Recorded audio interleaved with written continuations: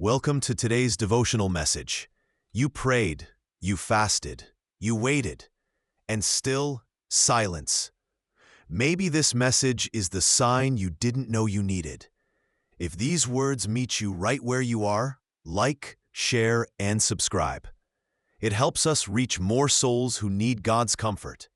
Comment below with your favorite Bible promise, or the one you're still holding on to in the waiting. Let's begin, and let His Word breathe new life into yours. You sit by the window, watching the rain trace intricate, solitary patterns on the glass. Each droplet carves its path down the pane, a silent, relentless journey mirroring your own internal landscape. Or perhaps you're simply staring at your phone, the screen dark, a digital void where the message you've longed for, the call that could change everything, never arrives. The silence in the room isn't just the absence of sound.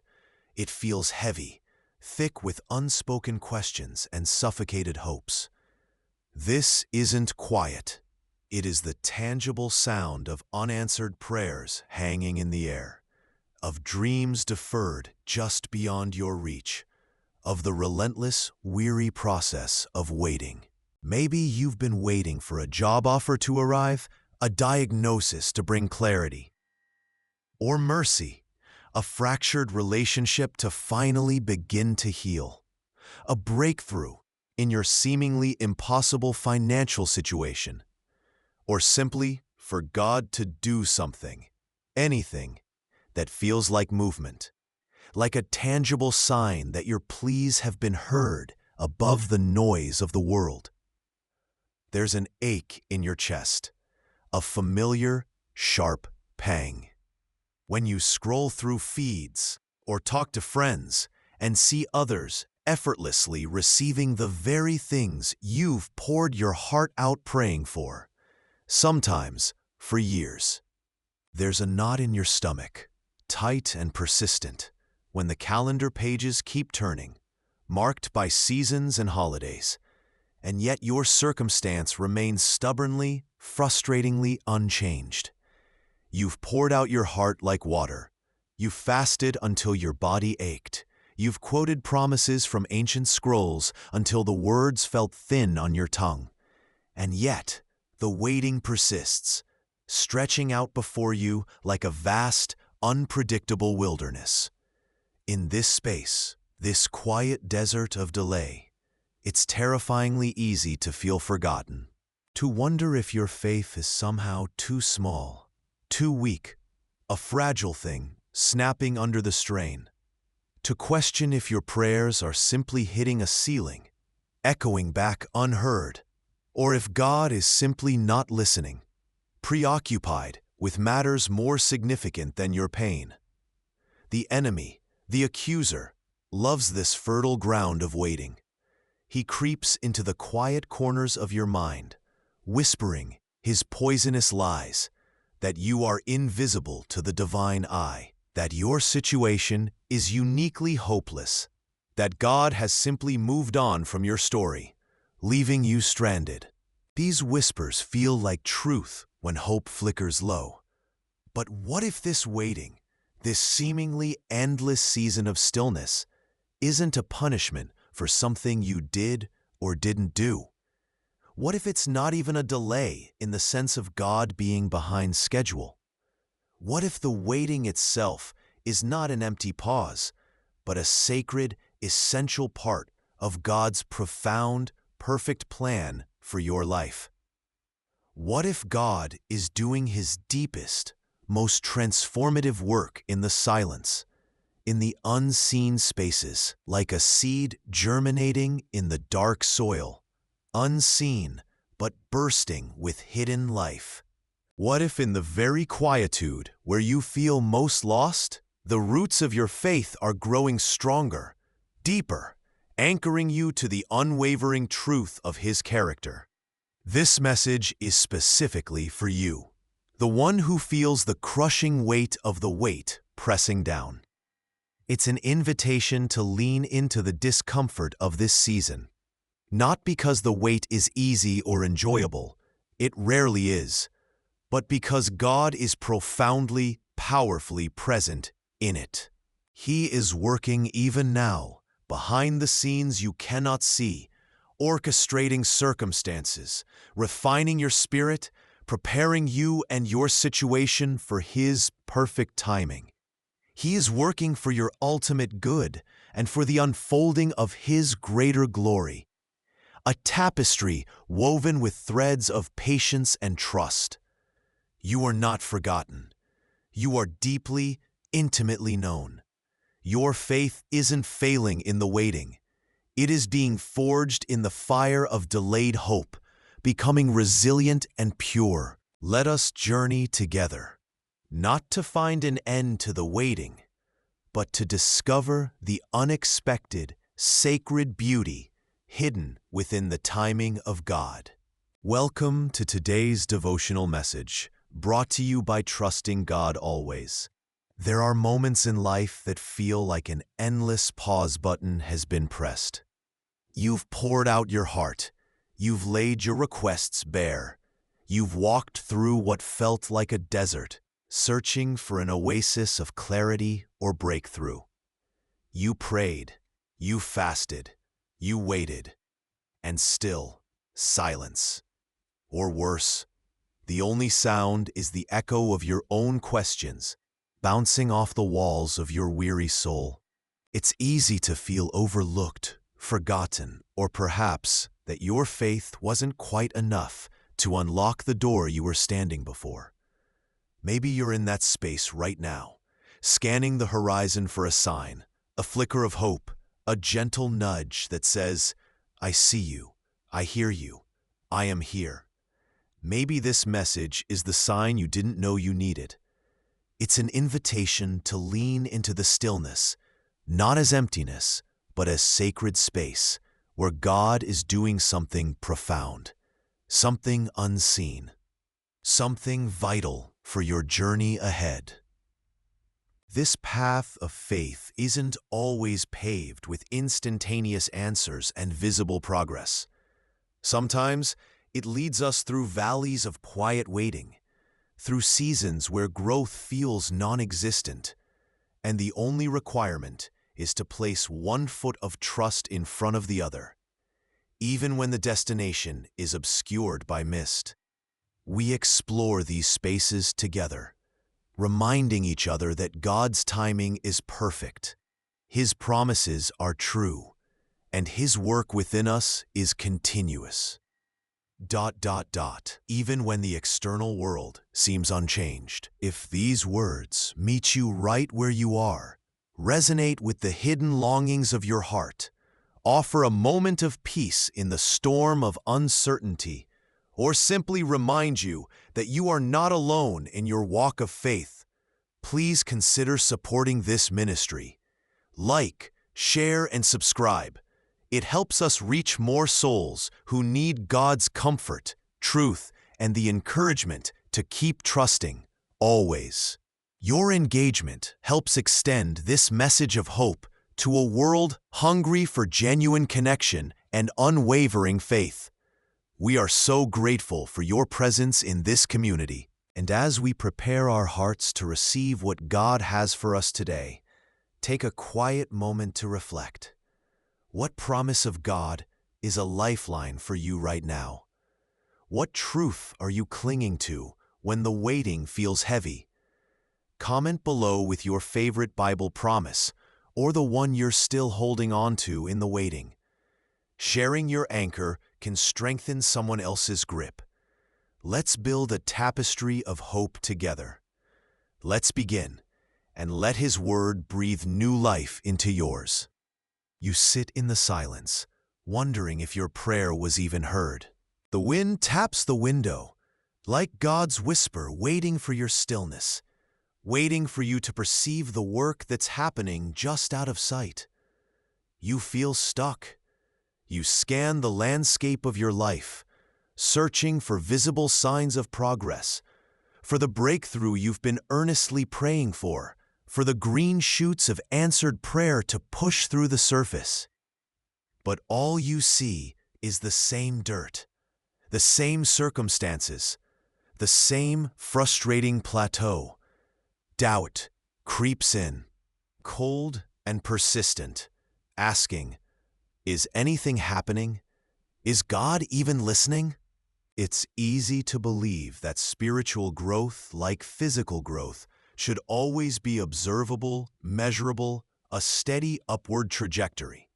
We look for the outward results, the healed relationship, the financial provision, the open door, the clear direction.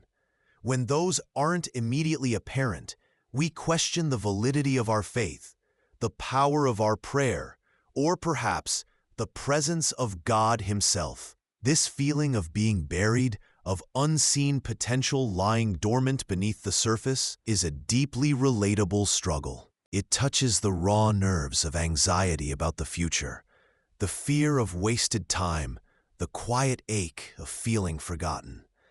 You feel like the wilderness wanderer, seeing only the vast, unchanging sand, yearning for the promised land that seems impossibly far away. Or perhaps you are like the disciples in the storm, the waves crashing, the boat filling with water, while the master seems to be asleep in the stern. Where is the action? Where is the intervention? Where is the visible rescue? Imagine a tiny seed planted in the dark earth. For a long time, you see nothing. No sprout, no green shoot reaching for the sun. It just looks like dirt. Plain, ordinary, unchanging dirt. Yet, beneath the surface, hidden from every casual glance, a miracle is happening. Roots are pushing down, inch by painstaking inch, anchoring the future plant, drawing up life-giving water and vital nutrients from the unseen depths. This unseen work is absolutely vital. Without strong, deep roots, the plant won't withstand the inevitable storms that will batter it. It won't find the nourishment it needs to thrive. It won't have the foundation required to bear fruit in its season. This stage of unseen development is not a delay. It is the essential prerequisite for future flourishing. Your waiting season can feel exactly like that dark earth. Nothing seems to be happening on the surface. No visible growth, no outward progress on your specific prayer request. No tangible evidence that things are changing.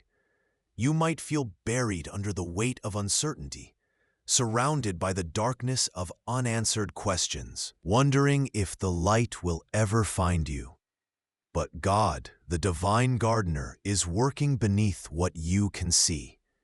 He's not idle when you feel stuck. He is actively involved in the unseen, fertile ground of your soul.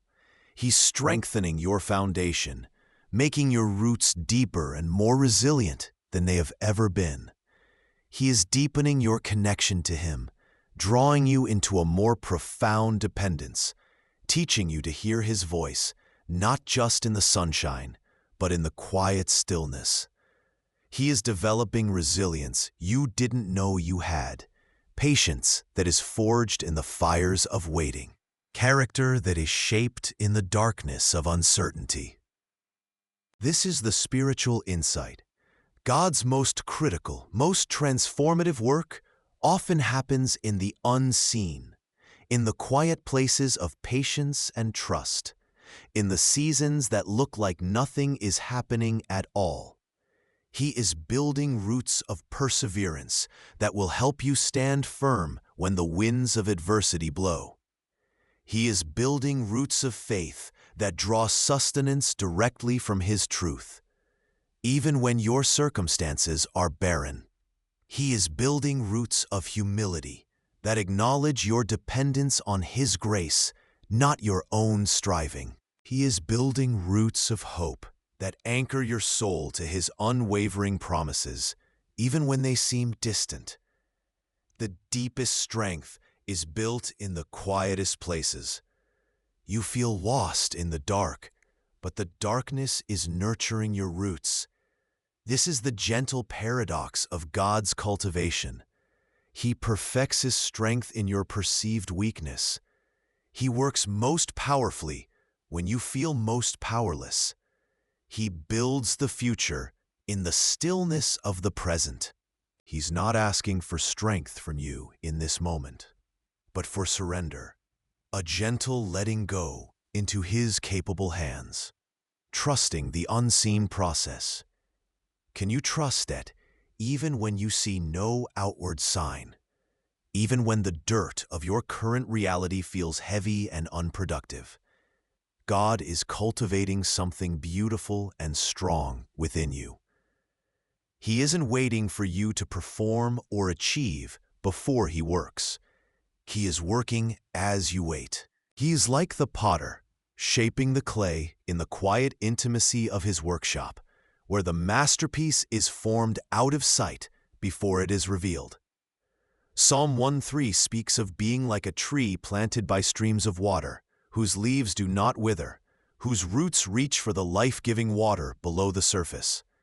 Its strength, its fruitfulness, its enduring vitality comes not just from the sun it basks in, but from the hidden nourishment its roots draw up from the unseen depths. What roots is God building in your soul during this wait? Is He cultivating a deeper root of peace when anxiety whispers your name?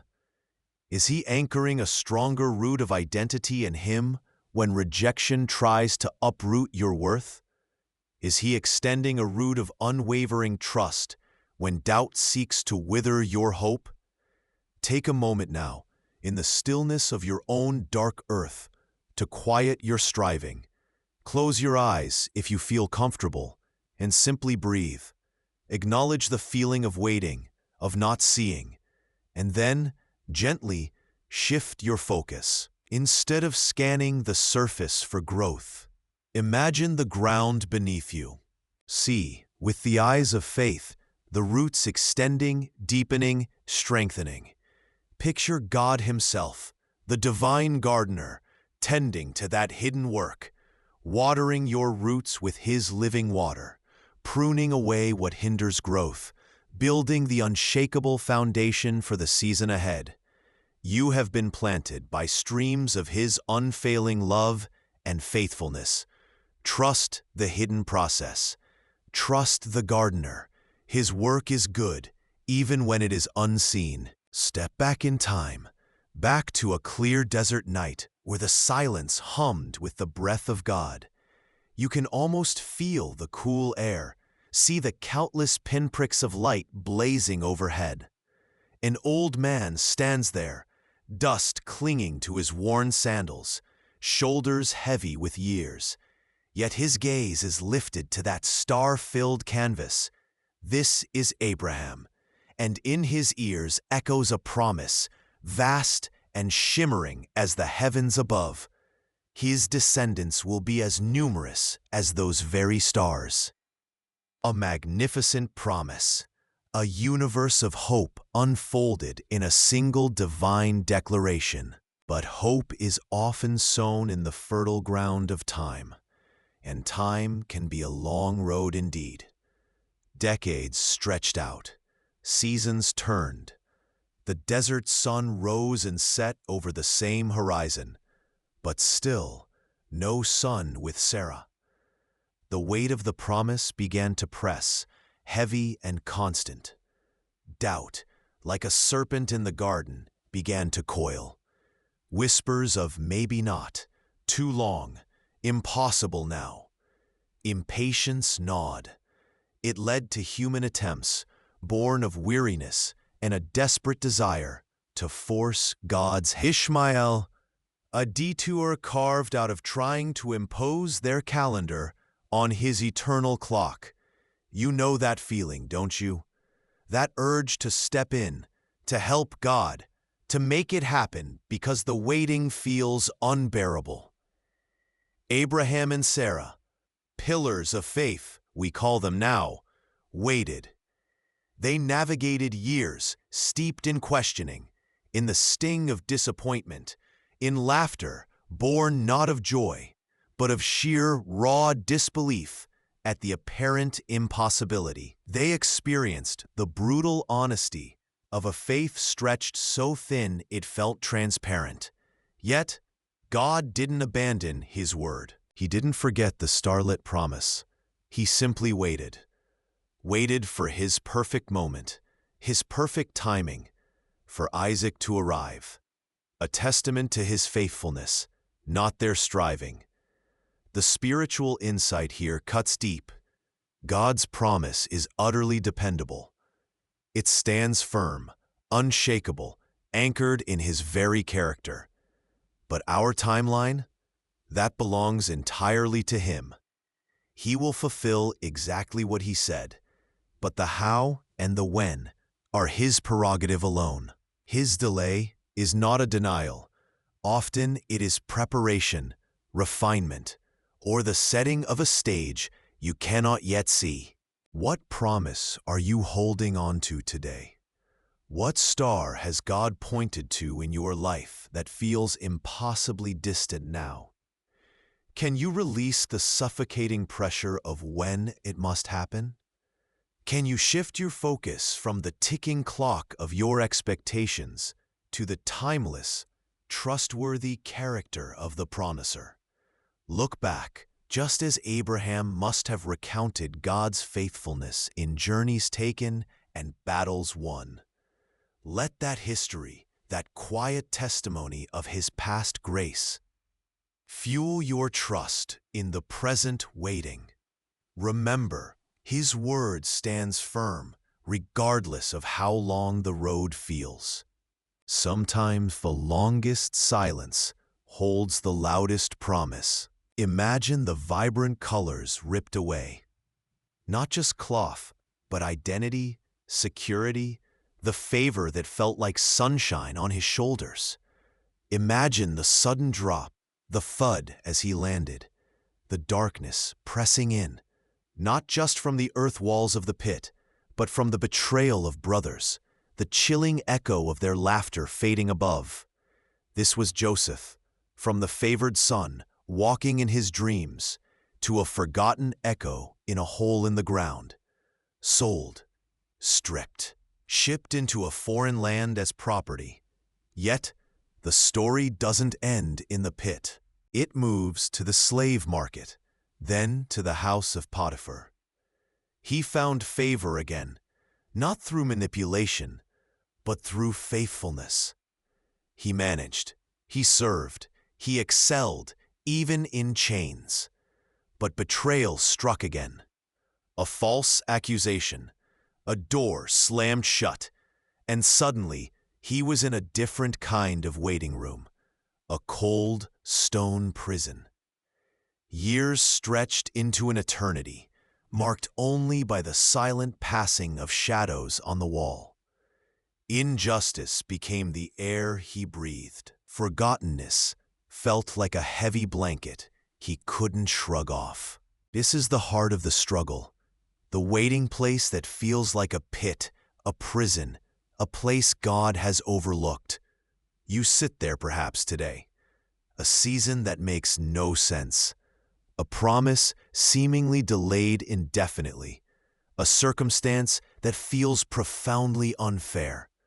Like Joseph, you haven't necessarily been passive. You've done the work, you've prayed, you've tried to be faithful right where you are placed, be it a difficult job, a trying relationship, a health crisis, or a wilderness of uncertainty. But still, you are waiting. Waiting for vindication, for breakthrough, for freedom, for God's original promise to make sense of this messy, painful middle. Here is the quiet, radical truth. God is not absent from your pit. He is not confined outside your prison walls. He is with you in the waiting. Joseph's greatest strength, his unwavering integrity, his wisdom, wasn't forged in the palace halls. It was hammered out in the isolation of the pit and the long, dark nights of the prison. God was refining him, teaching him patience that felt like abandonment, trust that felt like foolishness, perspective that could only be gained by seeing the world from the bottom up. Your waiting room isn't empty of divine presence or purpose. It is precisely where God is doing some of His deepest, most transformative work in you. Are you currently in a pit of despair, a prison of circumstances? Hold on to this truth like a lifeline in the darkness. God sees you. He is with you.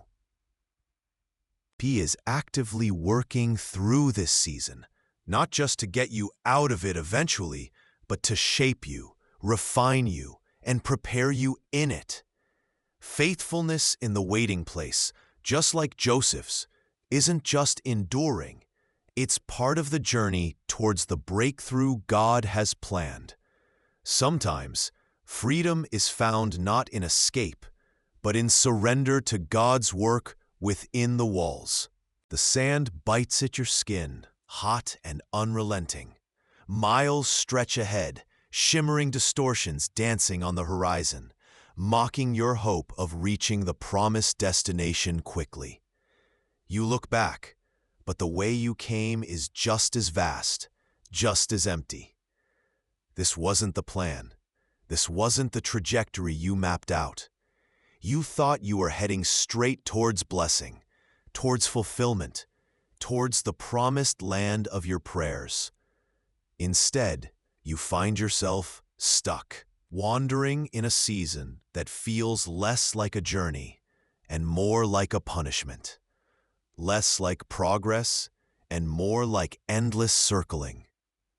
This desolate place, this unexpected detour feels like your own personal wilderness.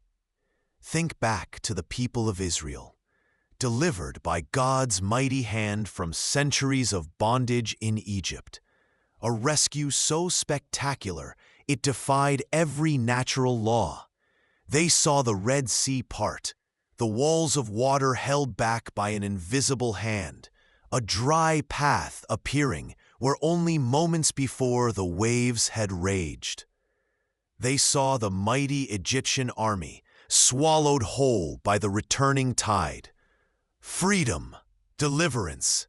Surely, the journey to the land God promised their ancestors would be swift. A few weeks, perhaps, a straightforward path through known lands. But their journey, destined for weeks, stretched into 40 long, grueling years. 40 years under a scorching sun. 40 years of parched throats and empty bellies. 40 years of seeing the same faces, walking the same dust-swept terrain, questioning, complaining, doubting. Why the prolonged wait in the wilderness? Why the detour that lasted decades? It wasn't because God lost His way. It wasn't divine inefficiency. The wilderness wasn't a geographical oversight. It was a spiritual schoolhouse. God wasn't just moving them from point A to point B. He was transforming them on the way. He was teaching them lessons they could only learn when everything they thought they relied on you stripped away. In the wilderness, there were no familiar wells, no markets, no steady ground beneath their feet in a literal or metaphorical sense. Their entire existence became radically dependent on Him, day by agonizing day. He taught them dependence through manna, the miraculous bread from heaven that appeared each morning, enough for the day, requiring them to trust He would provide tomorrow. He taught them through water from a rock, an impossible source, demonstrating His power to sustain life in the most barren places. He led them by a cloud by day and fire by night, constant, visible reminders that He was present, guiding, protecting, even when they felt utterly lost. This wasn't just about survival. It was about shaping their hearts, revealing their hidden unbelief, their stubborn resistance, their tendency to long for the chains of Egypt over the freedom of God's presence. The wilderness exposed what was truly in them, preparing a new generation, forged in faith and dependence, to step into the promise. Maybe you are walking through a wilderness right now. It might not be sand and sun. It might be the wilderness of chronic uncertainty, the barrenness of a dream deferred, the parched land of loneliness, the winding paths of health struggles, or the emotional desert of grief. It feels like a detour, a mistake, a place you were never meant to be. And the natural, aching cry of your heart is, when, God? When will I be out of this? When will this season end? But perhaps the wilderness is inviting a different question, a deeper posture. God, what are you trying to teach me in this? What is the lesson woven into the discomfort, the waiting, the lack? Embrace the discomfort, not with resignation, but with curiosity for what God is doing within you. The wilderness is where God reveals His abundance in barren places, where He proves His sufficiency when your own strength has failed. You find your manna not in perfect circumstances, but in the daily sustenance of His presence, available to you the moment you quiet yourself and look for Him. You find your water not in the fleeting pleasures of the world, but in the refreshing, life-giving stream of His Word, quenching a thirst nothing else can reach. This school of trust is where you learn that sometimes the greatest provision isn't the removal of the difficulty, but the presence of God in the difficulty. It's where you discover that true strength isn't found in never falling, but in His hand always being there to lift you up, even when you're face down in the dust. Trust that even this wilderness, this unexpected, unwelcome detour, serves His ultimate good purpose for your life, preparing you for a future you cannot yet see, but which He holds securely. You stand before the one closed door, the one marked promise. You felt the gentle touch of anointing, heard the clear whisper of calling, maybe even saw a glimpse of the vision. Like oil poured over your head, the certainty settled deep within your soul. But the door remained shut. Instead of walking through it, you found yourself deterred, maybe even driven into the wilderness, into a cave of waiting, a place of obscurity and hardship. You lead a small, ragged band of hopes and fears, enduring the sharp edges of betrayal and the gnawing ache of hardship. You are the called, the chosen, yet living like a fugitive from your own future. Think of young David, fresh from the quiet fields where he faithfully guarded sheep. The prophet Samuel arrives. The horn of oil is lifted, poured, and the Spirit of the Lord rushes upon him, anointed King of Israel. A promise, clear as the desert sun.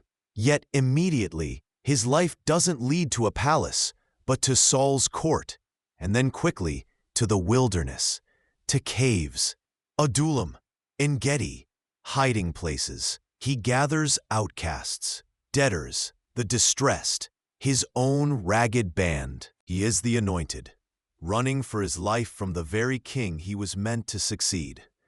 What a paradox! The promised king, living in darkness and dust. He spent years in this cave, not months. Years waiting for the promise to manifest, under intense, relentless pressure. He faced chances to seize the throne, moments where Saul was vulnerable, opportunities to take what was promised by his own strength, his own sword. But David chose to wait. He chose God's timing, God's method, trusting that the hand that anointed him would also orchestrate his ascent. Here is the profound, quiet truth often missed in the noise of waiting. God prepares you for the promise in the waiting. Those years in the wilderness, those days hiding in dusty caves, were not wasted time. They were God's classroom. They were the forge where David's leadership was tempered, his dependence solidified, his character refined. The resilience, the humility, the strategic wisdom he would need to bear the weight of the crown. It was all being built in the hidden places. It was in the caves that he learned to lean on God alone, to lead imperfect people, to trust divine protection when all earthly hope seemed lost. Your preparation isn't put on hold during the waiting. It is precisely happening in the waiting. Are you feeling this truth resonate? Perhaps you feel anointed for a purpose, a calling, a season of fruitfulness, but you find yourself instead in a cave of difficulty, obscurity, or unending delay. Don't despise these hidden seasons. They are vital to your formation, essential to building the inner strength and character required for the place God is taking you. This time isn't a punishment, it's preparation. It's not a sign of God's neglect, it's evidence of His deliberate, careful craftsmanship in your soul.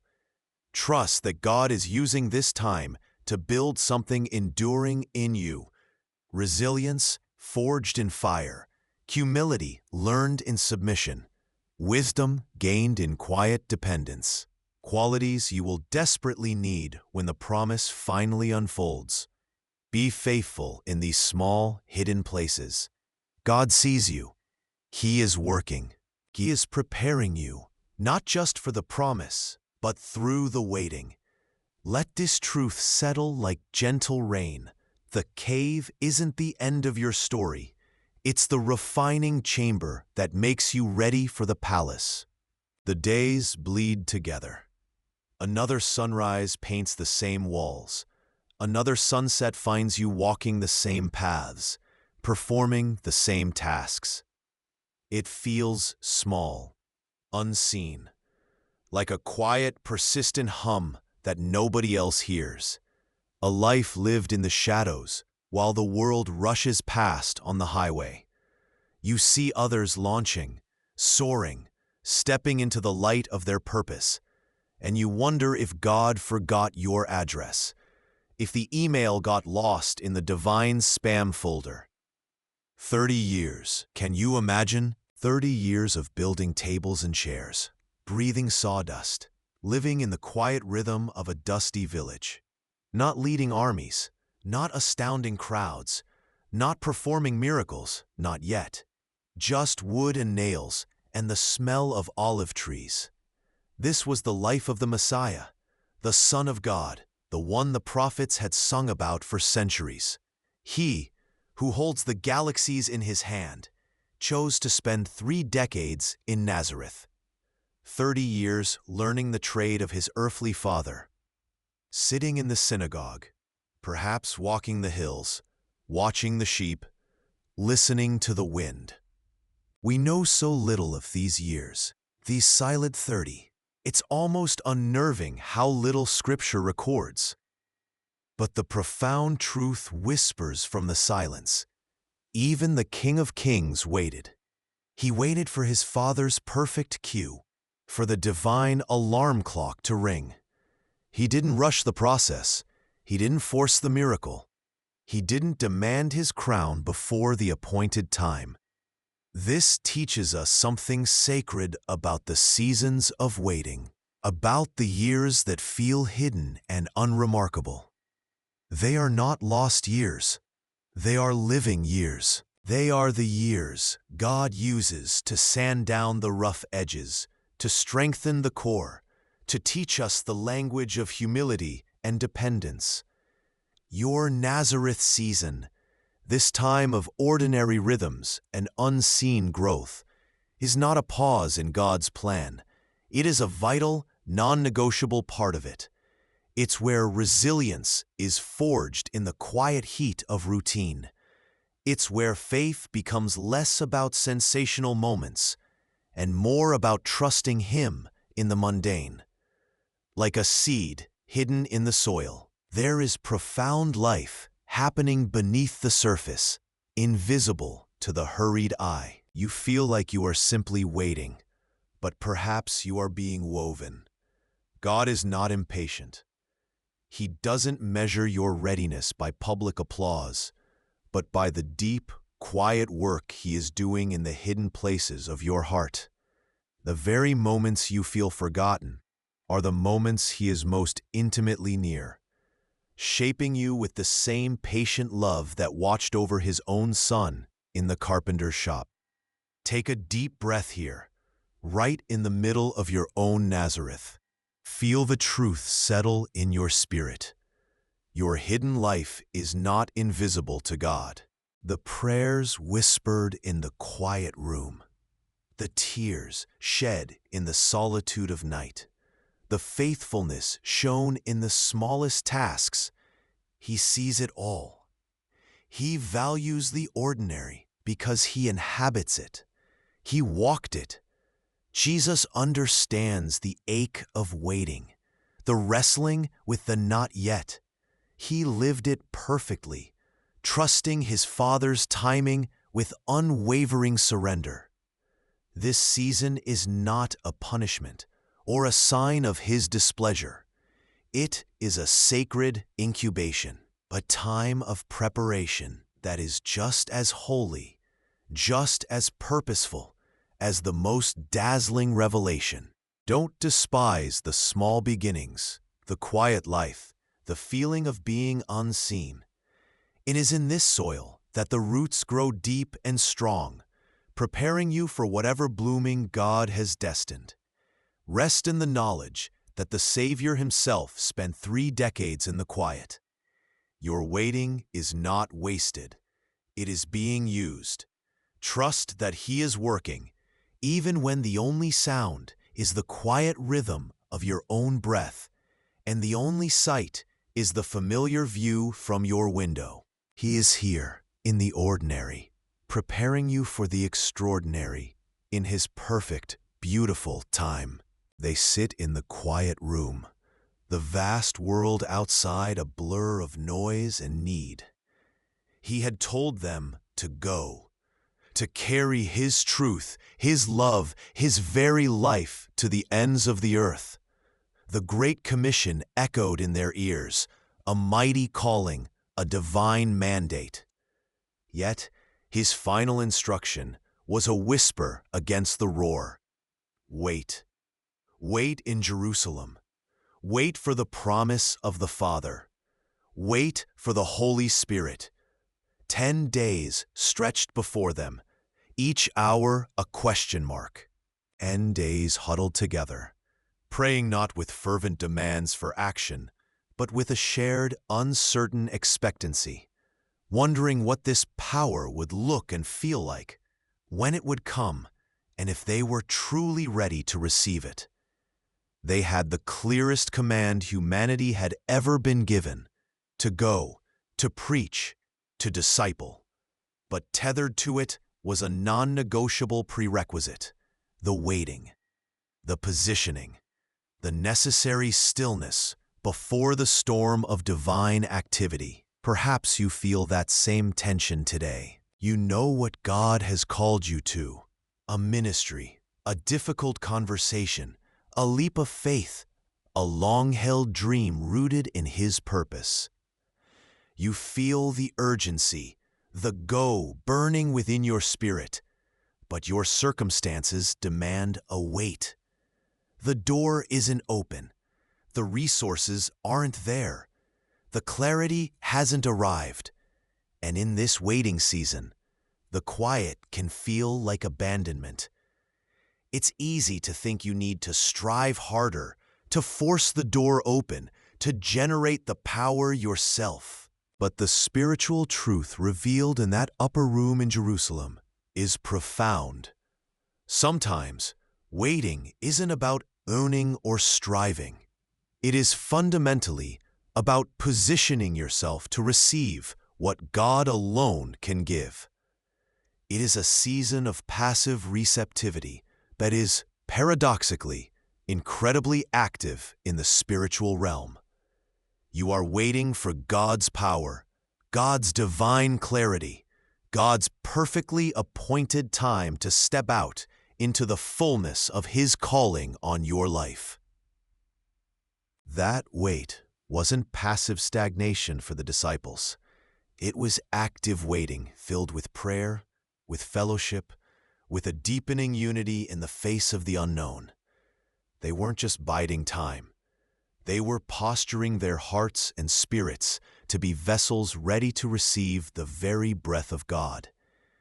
Are you in a season of waiting for your power from on high?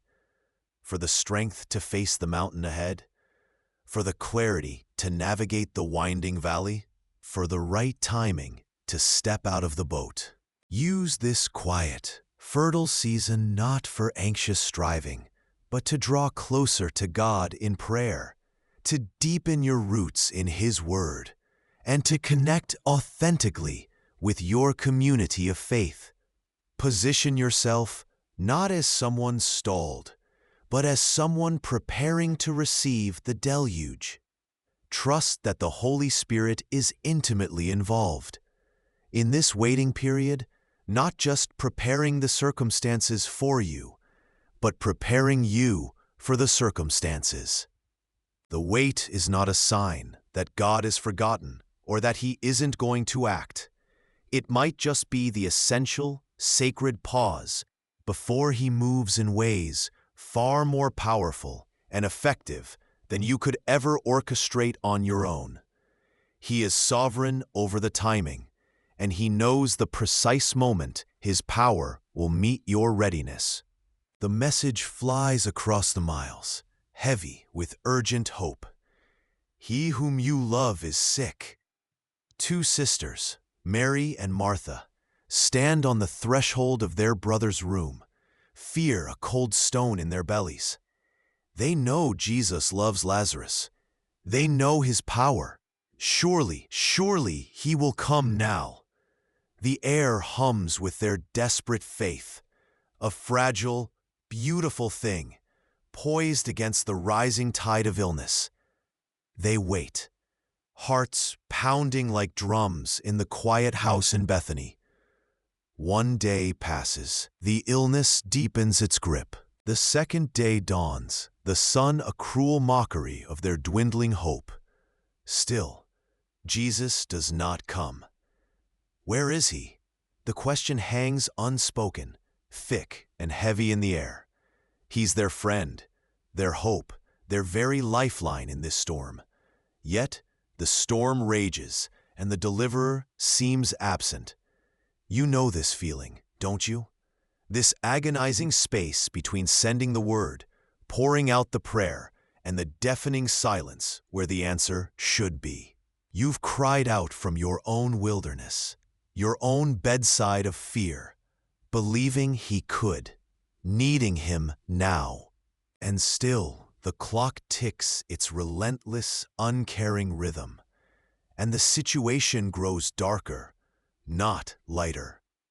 By the time Jesus arrives, the unthinkable has happened. Lazarus is dead. Not just gone, but gone for 4 days. 4 days, the ancient marker of finality, the point beyond hope. Imagine the scene, the house draped in grief, the mourners wailing. Mary and Martha, their hope shattered into 1,000 painful pieces, meet Jesus with words laced with sorrow and a quiet, aching accusation. Lord, if you had been here, my brother would not have died. The raw pain of their "if only" echoes through the centuries. If only you had acted sooner. If only you hadn't waited. If only your timing matched my desperate need. To them, He was late, terribly, tragically late. Their love was buried, and it felt like God's promise was buried with it. But he wasn't late, not by divine reckoning. He was operating on a different timeline, a celestial schedule that held a purpose far grander than simply healing a sickness.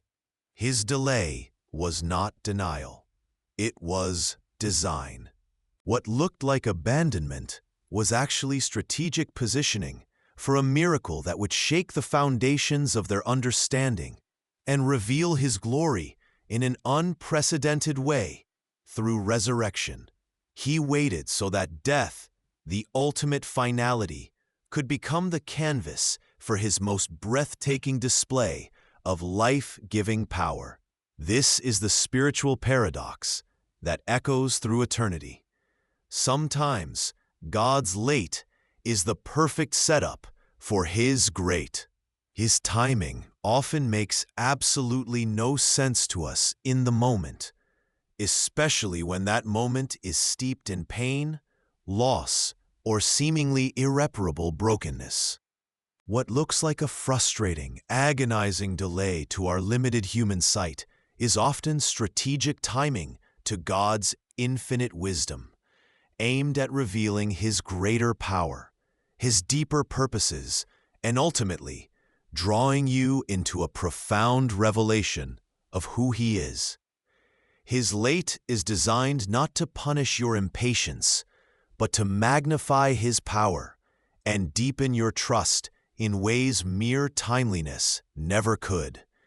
Think of your own if-only moments, the times you felt abandoned in the waiting room of life, the job that didn't come through, the relationship that ended, the healing that didn't happen, the prayer that seemed to bounce off the ceiling. It feels like death to hope, doesn't it? But remember Lazarus. God is never bound by our clocks, our expectations, or our perceived deadlines. His timing is perfect, even when it involves a pain and waiting that feels exactly like death has won. Can you dare to trust that even in the face of your deepest loss or sharpest disappointment, God is working a purpose you cannot yet see, a purpose that will ultimately bring Him greater glory and bring you a deeper, more resilient revelation of who He is. He is the resurrection and the life, even when everything around you whispers only of the grave. You look at the bare branches of your own life. Another year passed. Another season felt unfruitful. You whispered prayers for growth, for change, for something tangible to show for the passage of time. But the waiting persisted. Just emptiness where you expected blossom, silence where you longed for song. It's easy to feel like a disappointment, like a tree that just isn't producing what it should, especially when the world measures worth by visible yield. You might fear being deemed useless, overlooked, or worse, cut down. Then you remember a story Jesus told. A landowner came looking for fruit on his fig tree, but found none for 3 years. He was ready to cut it down, saying, "Why should it use up the ground?" But the gardener, with a heart full of grace and a belief in potential unseen, pleaded, "Sir, leave it alone for 1 more year, and I'll dig around it and fertilize it. If it bears fruit next year, fine. If not, then cut it down." This simple parable is a mirror reflecting God's heart towards you in the waiting. He is the patient gardener. You are the tree. He sees the bareness, yes, but He doesn't immediately bring the axe. Instead, He advocates for you, tending to the soil around your roots, providing nourishment, and granting grace for 1 more season. This isn't just passive permission to exist. It's an active period of intense cultivation.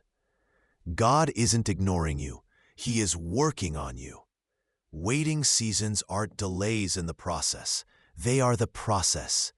They are the quiet times when the soil is being turned, the roots are deepening, and the necessary nutrients are being absorbed. The gardener knows exactly what you need.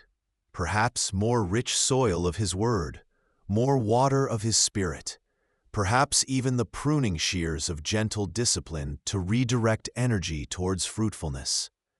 He waits with immense patience, not because your barrenness is acceptable indefinitely, but because he believes in the fruit he is cultivating within you. He knows that true, lasting fruit takes time to develop, to ripen fully. The discomfort of the waiting, the feeling of being stuck, can be the very hands of the gardener digging, the very nutrients being worked into the soil. It's a holy paradox. Your season of perceived unproductive barrenness is actually God's season of most intimate, painstaking cultivation. He isn't just waiting for you, He is waiting with you, actively nurturing the growth He desires to see. So, what fruit is He patiently waiting for in your life during this particular season? Is it deeper trust when faith feels fragile? Is it the quiet strength of patience when circumstances scream for haste? Is it the tender shoots of kindness towards those who challenge you? Is it the hardy growth of self-control against persistent temptations? God provides the sun and the rain, the soil and the fertilizer. He does the vital work of tending. But He also expects you to cooperate. Are you leaning into the cultivation? Are you allowing His hand to dig, to prune, to nourish? This waiting isn't merely endurance. It's your opportunity for active, internal growth. Trust the patient gardener. He knows the harvest He's preparing. The weight settles, heavy and undeniable, pressing down on your spirit. It feels like the waiting isn't just empty time. It feels like active pressure, like something invisible is squeezing, stretching, demanding change you didn't necessarily sign up for. You look at your life, and maybe it feels less like a finished masterpiece and more like a formless, slightly messy lump. You've prayed for smooth paths, but instead, you feel the insistent, firm hands of unseen circumstances molding you, pushing you, testing the very core of your patience. This isn't the gentle unfolding you envisioned. This is the intense heat, the relentless turning. Imagine stepping into a quiet, sun-drenched pottery studio. The air is thick with the scent of earth and purpose. In the center sits the potter's wheel, spinning steadily, and on it, a humble lump of clay. It's not beautiful yet. It's uneven, perhaps a little dry in places, maybe too wet in others, possibly hiding tiny air bubbles, imperfections unseen by the casual observer. But the potter sees it. He doesn't dismiss it. He doesn't choose a perfect lump. He chooses this lump. And as the wheel begins its hypnotic rotation, his hands move in. They are firm, yet gentle, knowing. They apply pressure, centered right on the core, coaxing the wobbling mass into a semblance of balance. This is the spiritual insight woven into the fabric of your waiting season. You are the clay, and God is the potter. Your life, right now, might feel like that lump on the spinning wheel, messy, unformed, under intense, sometimes uncomfortable pressure. The waiting isn't idleness. It's the active, intentional process of God's hands shaping you. The spinning wheel of delayed answers, unexpected detours, or prolonged uncertainty is precisely where the most intricate work is often done. He is centering you, strengthening your core, preparing you for the form He intends you to take. Does it feel like the pressure is too much? Like you're about to collapse or spin out of control? The clay sometimes resists. It can wobble violently. It can slump into itself. The potter has to stop, recenter, maybe add water for pliability, or remove a hidden stone. This phase isn't a sign of failure. It's a necessary part of the refinement. God knows exactly how much pressure, how long the wheel needs to spin, what conditions are required to make you strong and true. Your frustration, your tears, your moments of feeling utterly undone, these aren't hindrances to His work. Sometimes they are the very means by which impurities are revealed and smoothed away. It's a gentle paradox. Surrender feels like losing control, but it's precisely how you become truly centered in Him. He isn't finished with you, not by a long shot. The dreams that feel dormant, the potentials you can't see yet, He sees them all. He's molding you into the specific, unique vessel He designed you to be. Perhaps He's shaping you for a purpose you haven't even imagined. A purpose that requires a strength and resilience you're developing only under this current pressure. The waiting isn't a pause. It's a period of active transformation under His skilled hand. Surrender to the potter's hands. Trust His expertise, even when the process is uncomfortable and you can't see the final shape. He sees the finished product, the beautiful, functional, purposeful vessel He is creating, even when you just feel like a messy lump spinning endlessly. Allow Him to mold you, to remove the hidden imperfections, to shape you according to His perfect, loving design.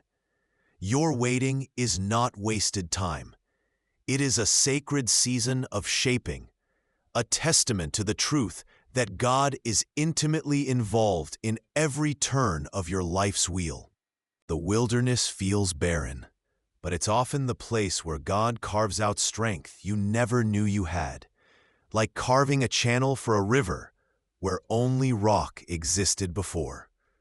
Let Him work. The waves crash over the bow, cold spray hitting your face as you grip the railing.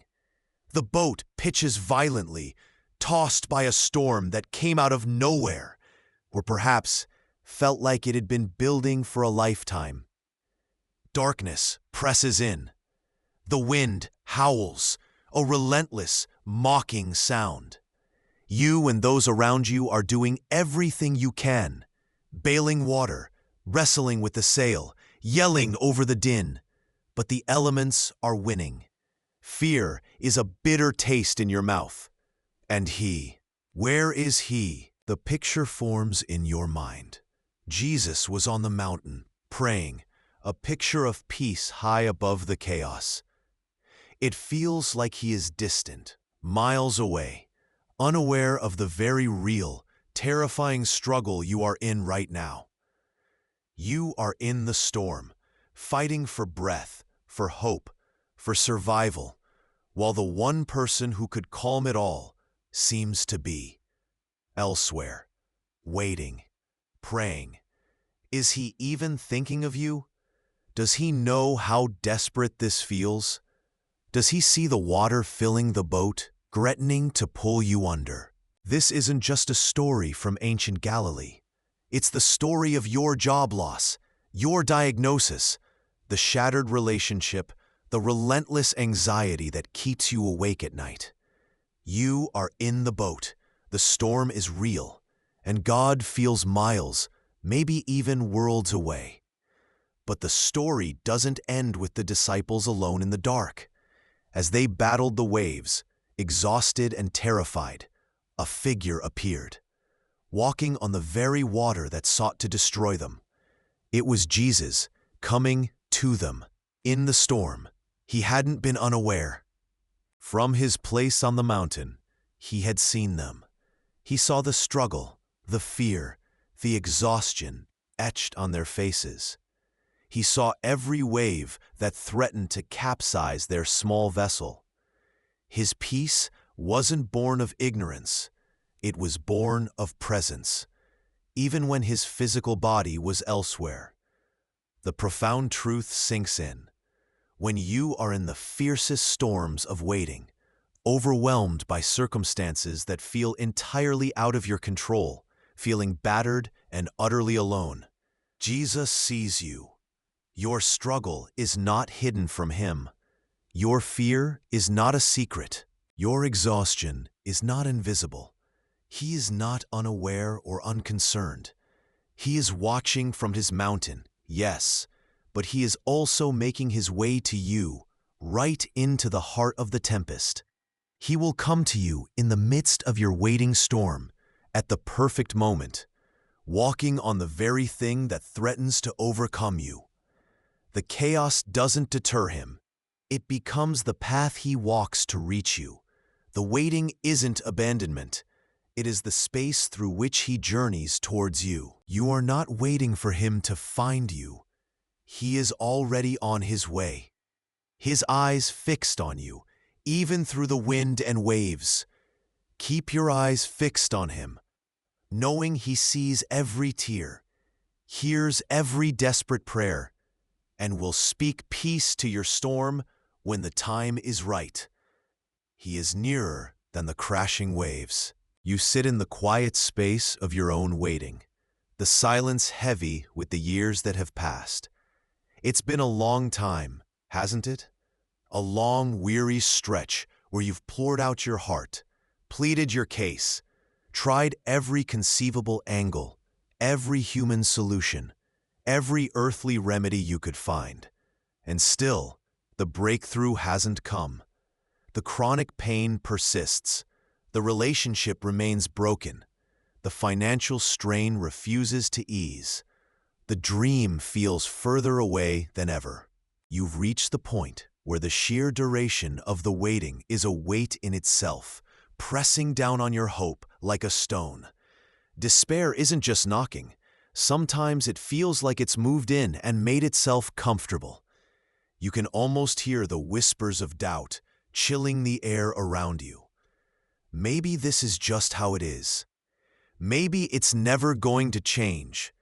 Maybe you weren't meant for this healing, this restoration, this abundance. You look at the calendar, marking the months, the years that have bled into one another, each one a testament to the persistent issue that shadows your life.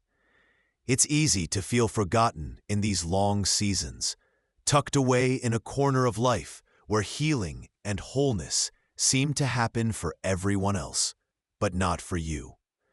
Imagine her now, the woman described in the Gospels, living with an issue of blood for 12 long years. 12 years is an eternity when you're suffering. 12 years of constant bleeding, rendering her ceremonially unclean, ostracized from her community, unable to participate fully in life, to hug her loved ones without fear of contamination. 12 years of doctors, treatments, remedies. The text says she had suffered many things from many physicians, spending all that she had. Every attempt to get better only seemed to make her worse. Every earthly solution failed. Her waiting wasn't passive. It was an active pursuit of healing, a desperate grasping at any hope offered by the world. A pursuit that left her bankrupt and still broken. Think of the sheer physical toll, the emotional exhaustion, the spiritual isolation. 12 years of persistent pain, persistent loss, persistent disappointment. It's a waiting period defined by chronic suffering, yet sustained by a persistent spark of hope that refused to be extinguished, perhaps tucked away deep in her heart after countless disappointments. She had tried everything else. Nothing worked. It was at this point, after exhausting all earthly avenues, that she heard about Jesus. Her breakthrough didn't arrive because she simply waited longer. It came because she shifted from relying on fleeting remedies to anchoring her hope in the unwavering power of the divine. She moved from passive endurance to active, persistent faith. She believed, with a conviction born perhaps from desperation, but solidified by a desperate hope, that merely touching the hem of his garment would be sufficient. Not a grand ceremony, not a long prayer session, not a complicated ritual, just a touch, an act of faith so profound in its simplicity, yet so powerful in its belief in his utter sufficiency. She pressed through the crowd, a crowd that could have easily pushed her down, ignored her, or condemned her for her condition. But her focus wasn't on the obstacles. It was solely on Jesus. Her 12 years of suffering culminated in a single, determined movement, reaching out. Her touch wasn't a hesitant brush. It was the culmination of years of longing, of trying, of waiting, of believing, against the evidence of 12 painful years. And the moment her fingers brushed against his garment, power flowed out from him, and she was healed. Instantly. Completely. This is the profound spiritual insight for you today, in your own long waiting period. Persistent faith is not passive waiting. It is active reaching. Even when everything else has failed, when the world offers no solutions, when despair feels like a shroud, the ability to keep reaching out to Jesus is what sustains you. It is the ability to keep bringing your need to Him, to keep believing in His power and willingness to heal, to provide, to deliver. Even when the wait stretches on endlessly, she didn't give up believing during the long wait. She didn't let the duration of her suffering define the limits of God's power or willingness. What is that long-standing issue in your life that you are waiting for God to resolve?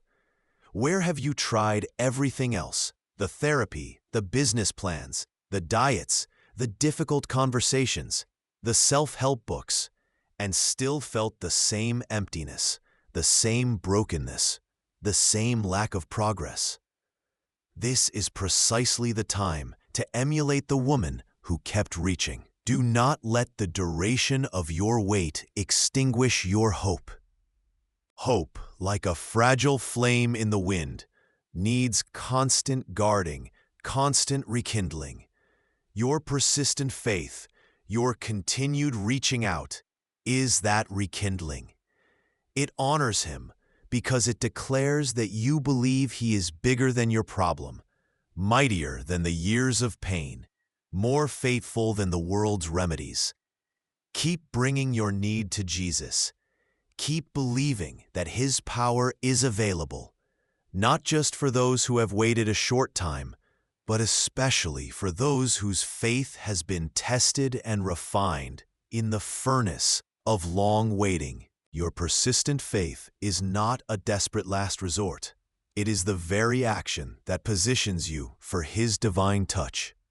It might not be the touch you expected, the healing you anticipated, or the breakthrough in the timing you desired. It will be His touch, in His perfect timing, fueled by your unwavering belief that He can and He will. Like the woman, your long wait can culminate in a single moment of faith-filled action that connects you directly to your miracle. Keep reaching. The years fold over like pages heavy with unseen stories. The barren womb aches with a silence louder than any cry. The dinner table holds an empty chair, a space hollowed out by absence, a constant, cruel reminder of who isn't there. Maybe it's the crushing weight of financial impossibility, a mountain that refuses to move day after relentless day, or the physical agony, a relentless fire in the bones that shows no sign of relenting, stealing sleep, stealing joy, stealing hope itself. These are the moments where the whispers of biblical principles like patience and endurance feel impossibly thin, almost cruel, against the raw, visceral reality of human pain. You search for strength, for a flicker of divine resolve, but find only the weary echo of your own heartbeat in the quiet room. It feels lonely in this place of prolonged suffering, this wilderness of waiting. You might even feel guilty for the sheer, undeniable depth of your sadness, for the frustration that simmers just beneath the surface, threatening to boil over. Are you supposed to be strong? Are you supposed to just have faith and smile through the tears? Is this sadness a sign of failure, of weak faith? The world whispers these lies, and sometimes your own heart echoes them. But look closer. Look at Jesus standing outside the tomb of his friend Lazarus. He knew with absolute certainty what was about to happen. He knew he would call Lazarus forth, bringing life out of death, ending the waiting, silencing the grief. And yet, he wept, deeply, profoundly, openly. He wept not just for Lazarus, but for the crushing grief of Mary and Martha, for the human experience of loss and pain that he witnessed, that he chose to step into. This is the spiritual insight that cracks open the darkness in the valley of your waiting. God understands the pain. He doesn't expect you to be stoic, a statue of unwavering faith, while your heart is being torn apart. He sees every tear you shed, hears every muffled sob, hears the raw, unspoken questions in your mind, and his heart aches with yours. Suffocating guilt for your sadness or your frustration? Release it. Give yourself permission to feel it all. The ache, the anger, the devastating disappointment. Don't try to sanitize it, to package it into something more palatable for God or for anyone else. More importantly, give yourself permission to bring all of it, the hot tears, the sharp edges of anger, the confusing fog of doubt, directly to God. He can handle your raw, messy, honest heart. He is not fragile or easily offended. He is infinite love and understanding. He is not distant or indifferent to your pain. He is right there, in the silence, in the waiting, in the ache. Cast your entire burden on him because he genuinely cares for you. That isn't a platitude. It's a promise from the heart of God. 1 Peter 5:7. Bring it all to the one who weeps with you. You sit in the quiet ache of a prolonged wait. Days have bled into weeks, weeks into months, maybe even years. The prayer uttered with fervent hope now feels like a distant echo in an empty room. You've knocked, but the door remains steadfastly shut. You've listened, but the phone stays silent. The diagnosis, the financial statement, the relational distance, the report before your eyes is stubbornly unchanged. A harsh landscape that mocks the gentle whisper of hope you cling to. In the wilderness of this waiting, it's alarmingly easy for doubt to take root, whispering insidious lies. Did I mishear God? Were those promises even meant for me? Have they somehow expired, faded like old ink, canceled by the sheer weight of my current reality? This is where the heart feels most vulnerable, caught between the tangible, difficult truth of circumstance and the intangible, seemingly distant truth of God's Word. The storm rages outside your window, and the ship of your faith feels tossed, battered, far from the safe harbor the promises seemed to guarantee. You look at the calendar and measure time, and every tick of the clock feels like another grain of sand slipping through your fingers, carrying the promise further away. It feels paradoxical. holding on to an eternal truth while navigating a very temporal, painful reality. Like trying to see the stars through the thick fog. The light is there, but obscured by the present gloom. But the spiritual insight that anchors the soul in these tempestuous times is found in the bedrock truth of 2 Corinthians 1:20. Read it. Let it breathe through your weariness. For all the promises of God in Him are yes, and in Him amen. Let the weight of those words settle.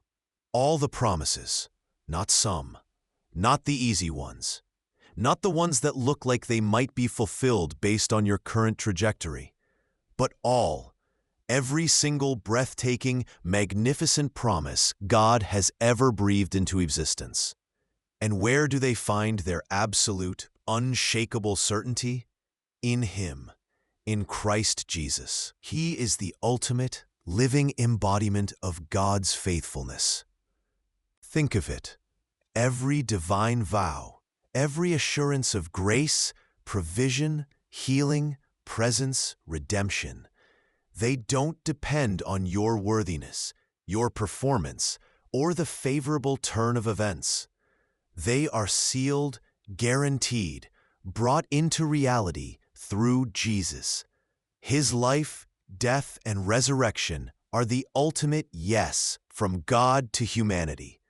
Because of Him, because you are in Him through faith, God's promises directed towards you are not maybe, not possibly, not conditionally dependent on your perfect faith or a flawless situation. They are yes, an absolute, unqualified affirmation from the heart of God. And they are amen. So be it. A divine seal of finality and truth. Your waiting doesn't signify God's forgetfulness. The silent phone doesn't mean His promise is revoked. The locked door doesn't indicate a change of heart in the one whose nature is unchanging. It means His yes is not unfolding according to your timeline, or even according to the most logical sequence of events as you perceive them. It is being worked out according to His perfect, often mysterious, timing and purpose. The seed of the promise is planted, but the season of growth might involve hidden roots forming in the dark soil of difficulty before the sprout breaks through the surface. He is not delaying the promise. He is perfecting the process within you and around you that makes its arrival precisely when and how it needs to be. Sometimes, the greatest part of the yes is not the destination, but the transformation that happens on the journey there, guided by His hand. You are not walking through a barren land because God forgot you. You might be in a wilderness season where He is teaching you dependence on manna from heaven, revealing His presence in a burning bush that doesn't consume. Are you struggling today to truly believe God's promises in the face of your persistent wait? Does the tangible opposition feel louder than the divine yes? This is your invitation to return to the source. Go back to the Word. Let the stories of Abraham, Moses, David, Mary, those who waited, who faced the impossible, who held onto a promise when all looked lost, remind you of His character. Remember His faithfulness, woven throughout history, a scarlet thread of unwavering commitment. Anchor your soul, not in the shifting sands of your circumstances, but in the absolute rock-solid certainty of His yes in Jesus. His finished work on the cross is the ultimate guarantee that God's promises for you are not maybes, but absolutes. Though the waiting feels long, stretching out before you like an endless desert road, the promise itself remains solid, unchanging, secured by the King of Kings. Let the truth of His unchanging word be the ground you stand on when the circumstances feel like shifting sand. Lean into the paradox, finding strength not in your ability to endure the weight, but in surrendering your timeline to His perfect one. Trusting that even in the longest night, the yes is still echoing in the heavens, waiting for its appointed dawn. You sit in the quiet, the silence stretching long, measured only by the slow exhale of your hope. This waiting isn't a day or a week. It feels like a season, perhaps even a lifetime etched into the calendar of your soul. You've circled this mountain before, walked this particular patch of wilderness, where the landscape of your life seems barren, unchanging. You had a destination in mind, a longed-for future, a promised land perhaps, and you thought you were just passing through, a brief pause on the journey. But the pause has lengthened, deepened, settling in with a quiet, persistent ache.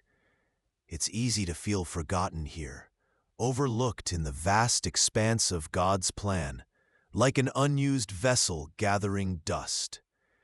The fear whispers, what if this is all there is?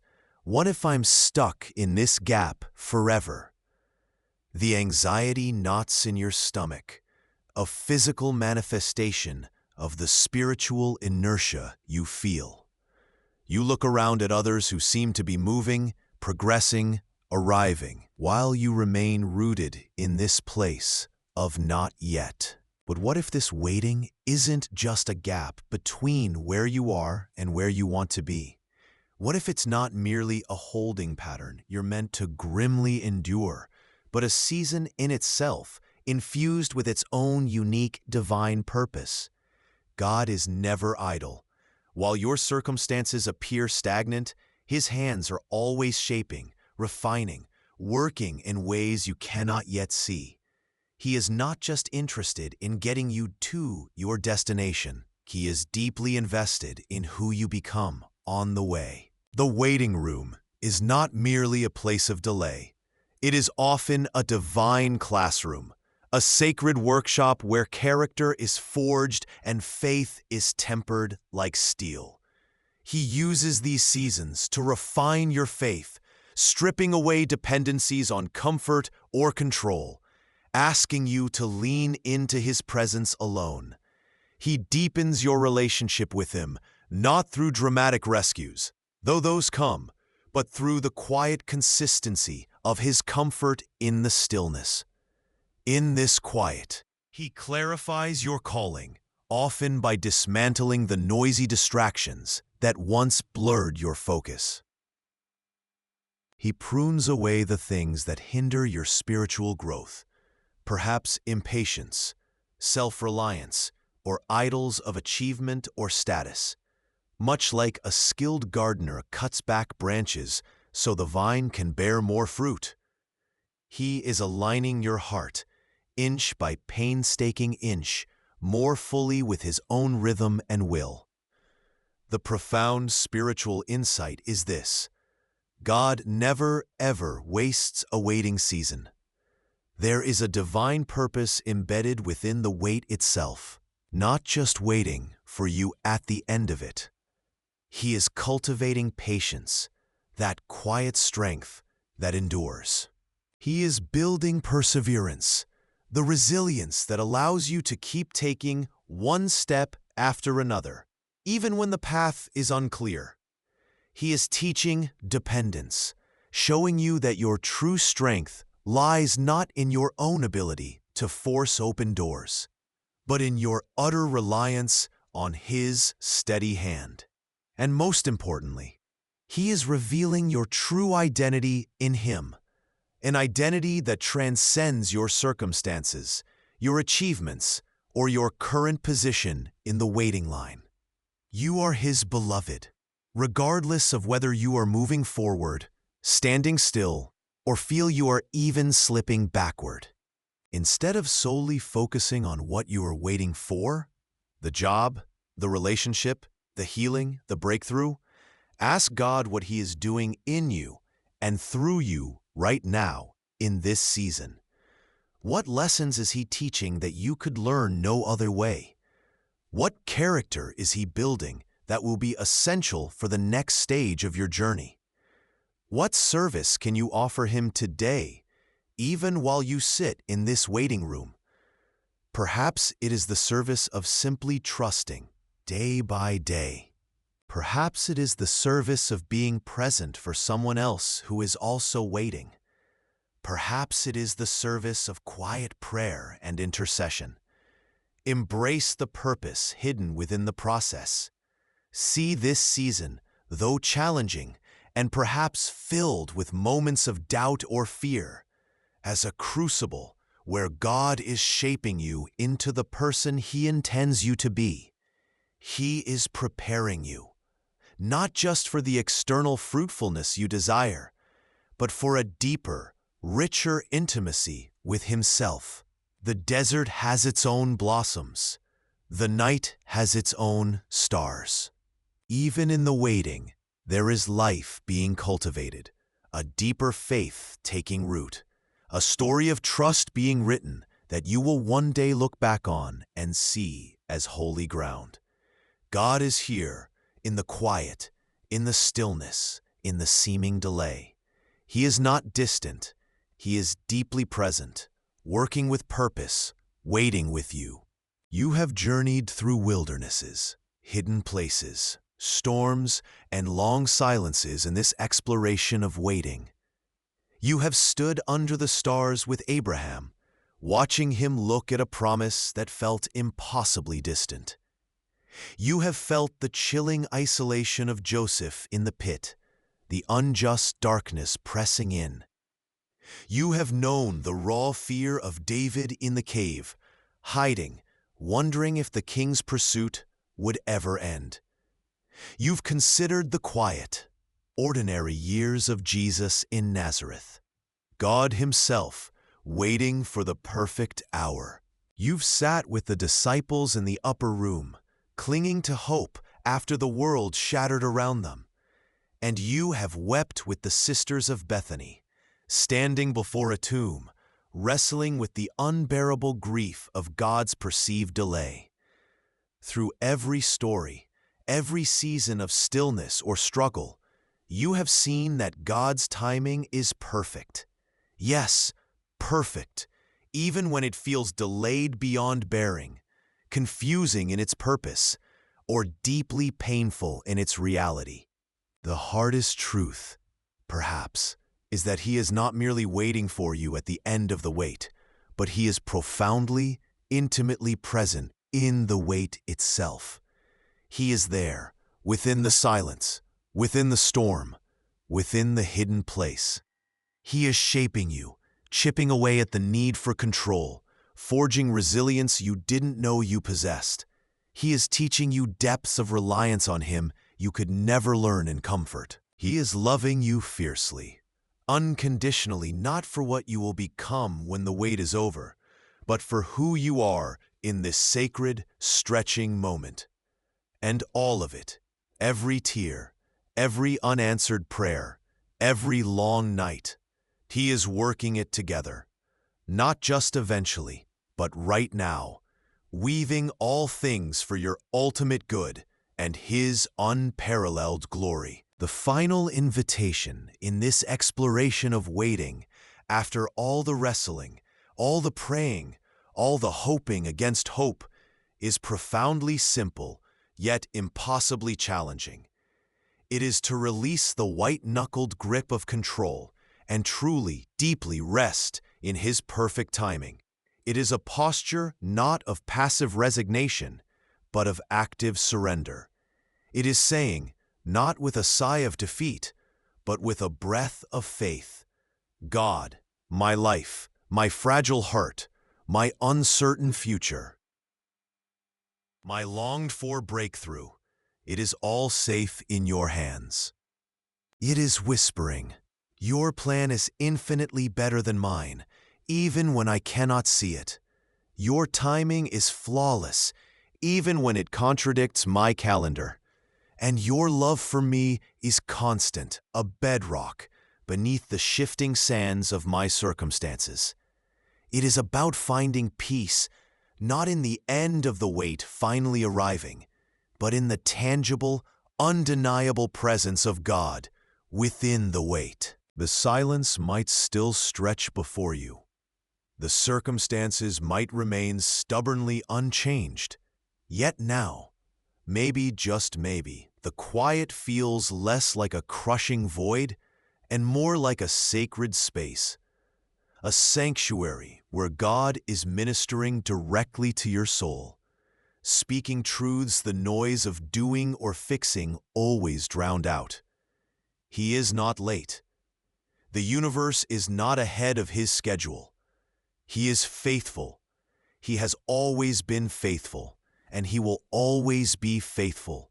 He is near. He is closer than your very breath, even in the longest, darkest night. His presence doesn't just endure, it sings over you, a gentle lullaby of peace that quiets the anxious striving, a promise whispered on the wind that stirs the leaves outside your window, echoing the ancient assurance, I am with you.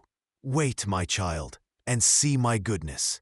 May you find rest today, not because the waiting is miraculously over, but because you know with a certainty that bypasses understanding, the God who holds time itself in the palm of his hand, the God who holds your life perfectly, securely, eternally, right where you are. He takes these hidden seasons, these wilderness wanderings, these quiet Nazareth years, and turns them into the holy stories of lives transformed by trust. They didn't always see the end of their story, not Joseph in the pit, not David in the cave, not the disciples in the upper room, but they trusted the author, and in the end, that was enough. Amen.